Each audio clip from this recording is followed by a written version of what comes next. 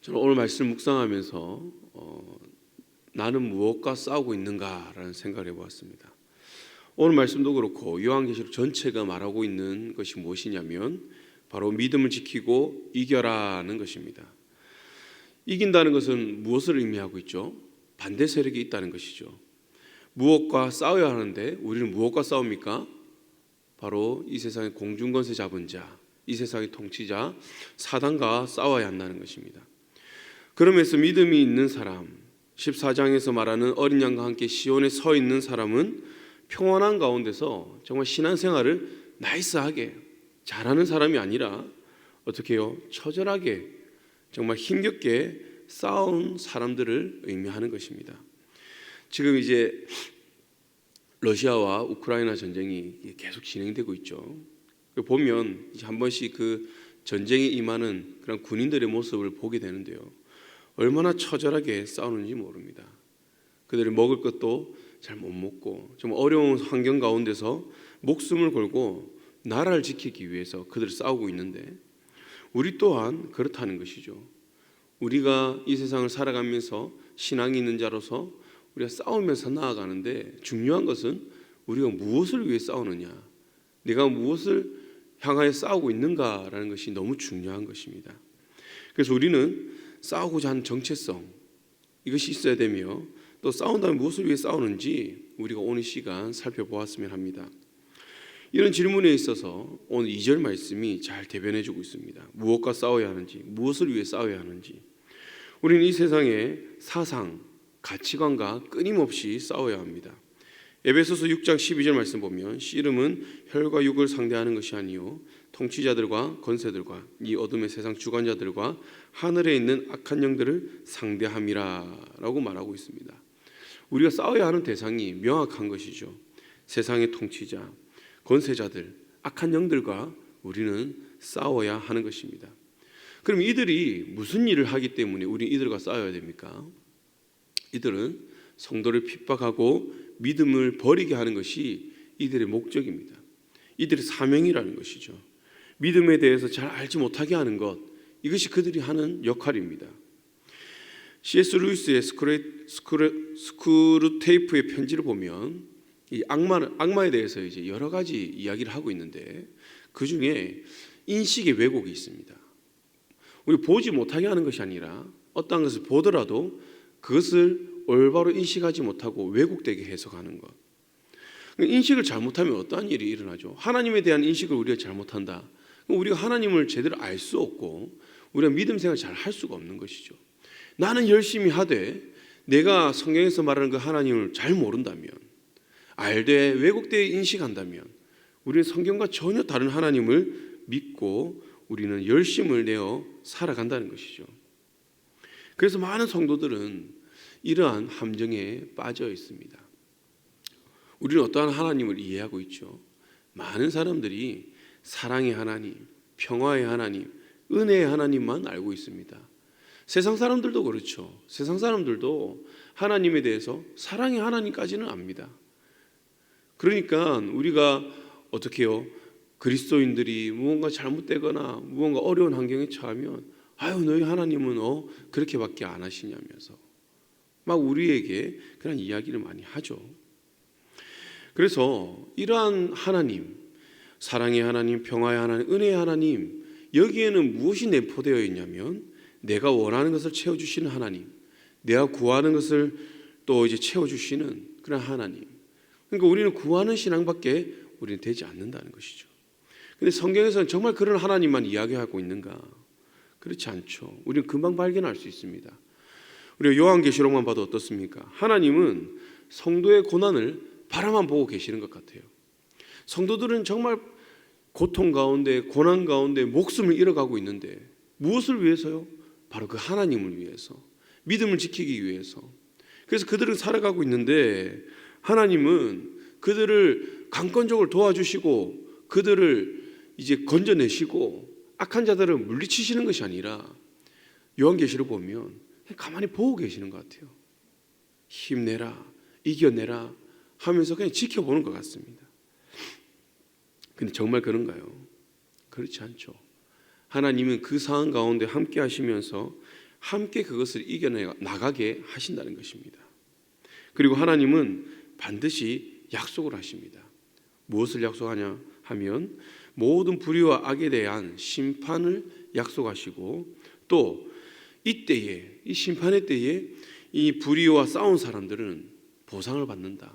오늘 말씀대로 보면 하나님을 찬양하게 한다. 그 찬양의 내용이 무엇입니까? 거룩의 하나님, 공의의 하나님이라는 것이죠. 바라만 보고 계셨던 것이 아니라 반드시 하나님께서 그것을 기억하시고 계수하여서 공의를 이루시고 하나님의 거룩하심을 드러낸다는 것입니다. 그때에 이 모든 성도들은 그것을 알게 되고 그 하나님을 찬양하게 된다는 것이죠. 나에게 무엇을 해주신 하나님, 나의 필요를 채워주신 하나님, 내 소원을 들어주신 하나님을 찬양하는 것이 아니라 바로 공의가 이루어진 것, 하나님의 약속이 이루어진 것을 찬양한다라고 하나님은 말씀하고 있습니다. 우리는 성경의 그 하나님을 믿어야 하는 줄 믿습니다. 물론 여러분들은 믿고 계시겠죠. 그러나 많은 사람들은 내가 믿고 싶은 그런 하나님을 믿는 경우가 종종 있습니다. 내가 원하는 하나님을 믿는 경우가 종종 있다는 것이죠. 출애굽기 3장을 보면요, 모세가 애굽으로 이제 하나님으로부터 보냄을 받습니다.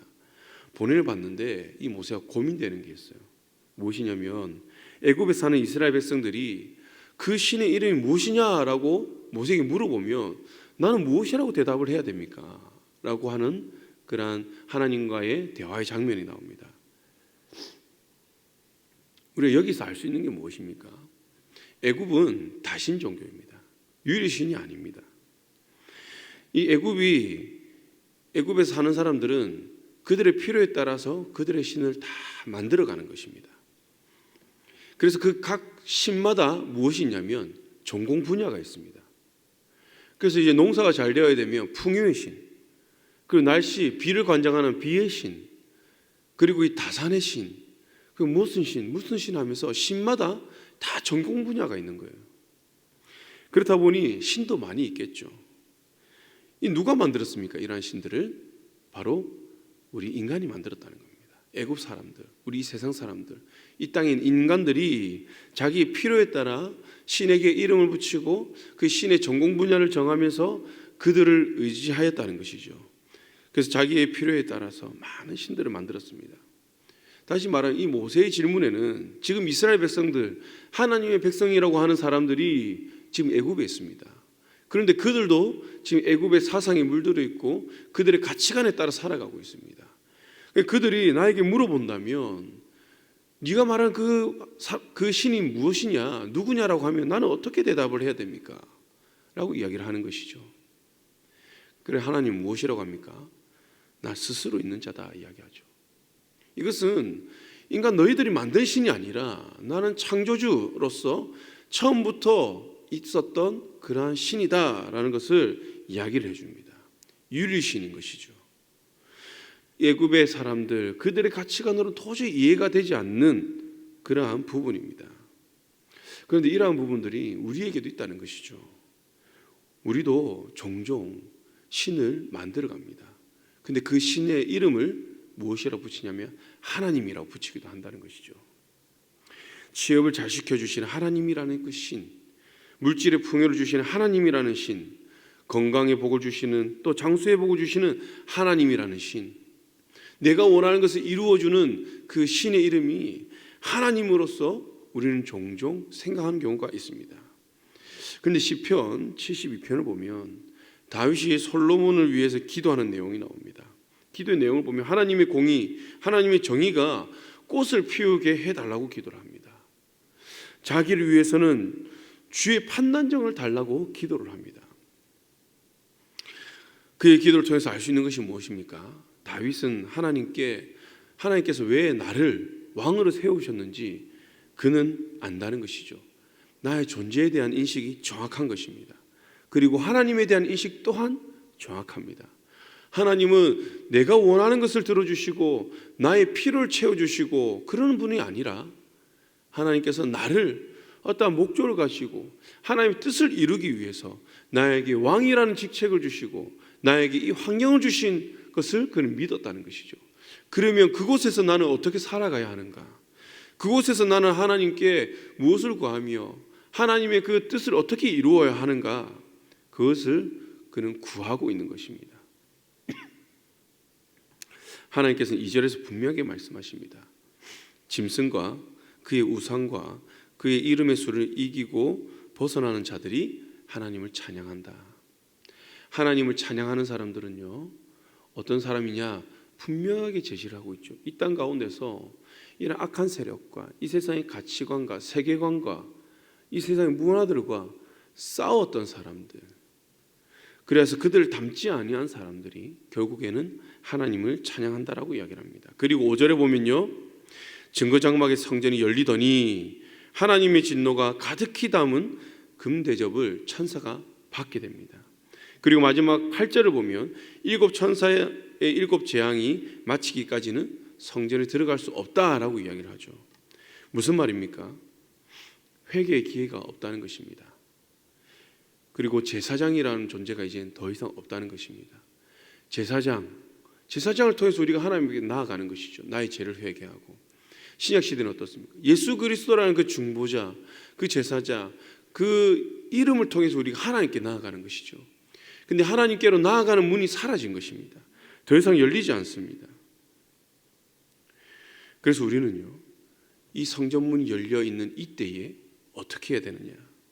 우리는 하나님께 나아가서 끊임없이 우리 내 자신을 바라보며 버려야 할 것을 버리고 끊어야 할 것을 끊어야 되는 줄 믿습니다. 하나님께서 우리에게 원하시는 건 그것이죠. 단순히 요한계시록 말씀이 정말 고통받는 그들에게만 주셨는가? 아니죠. 믿음을 가지고 정말 어떻게 해야 되는지 고민하는 사람들, 그리고 그 당시에 잘못된 믿음을 가지고 있는 성도들에게 하나님은 이 말씀을 통해서 지금이 은혜의 때이다. 지금 회개하고 돌아오라. 내가 너희들을 위해서 심판의 때를 늦추고 있다라는 말씀을 하시는 것입니다. 그런데 그 당시에는 사단이 두려워서 그들이 또 핍박하는 그런 핍박들이 두려워서 은근슬쩍 타협하는 성도들이 많이 생겼다는 것이죠. 그래서 13장을 보면요, 사단이 우상에게 경배하지 않은 자들은 며칠은 다 죽인다고 합니다. 자비가 없습니다. 사단은 아주 두려운 존재로 공포 통치를 하는 것을 하나님은 말씀하고 있습니다. 이러한 가운데, 이런 두려운 가운데 하나님을 바르게 알지 못하는 사람들은 어떻게 될까요? 바로 짐승의 표를 받는다는 것입니다. 표를 받는다는 것은 인친다는 것이죠. 인친다는 것은 그의 종이 된다는 것을 의미합니다.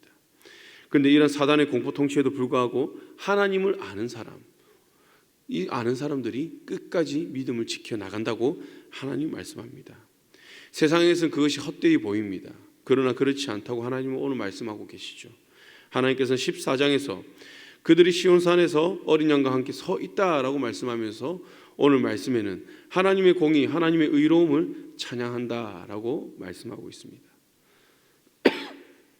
반면 사단 앞에 무릎 꿇고 타협한 자들은 회개하는 그 기회가 없이 하나님의 심판대에 서게 된다라고 말씀하는 거죠. 하나님께서는 이 시대 우리에게도 말씀하십니다. 끝까지 믿음을 지켜라. 그런데 믿음을 지키기 위해서는 전제되는 것이 있습니다.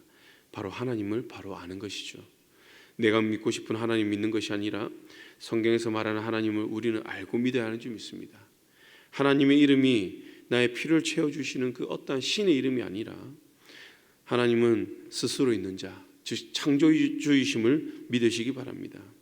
하나님은 공의와 진리의 하나님이시고 의로우신 하나님을 우리가 알고 이 시대에 우리가 믿음의 타협을 하는 것이 아니라 믿음의 그러한 순결함을 지켜나가야 하는 줄 믿습니다. 사랑하는 성도 여러분, 우리 모두 주님 나라에서 시온산에서 어린 양과 함께 서서 하나님의 공의, 하나님의 의로우심을 찬양하기를 원합니다. 이를 위해 오늘 우리에게 주어진 환경에서 하나님 알기를 더욱더 힘쓰며 지금 나의 환경에서 분별의 지혜를 통하여 미혹당하지 않고 온전한 믿음을 지켜 나가기를 원합니다.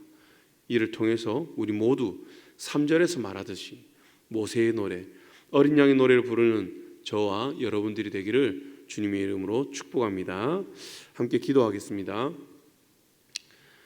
사랑과 은혜가 충만한 하나님 아버지, 오늘 말씀을 통해서 정말 내가 알고 믿는 하나님이 어떠한 분인지 다시 묵상하게 하시니 감사합니다.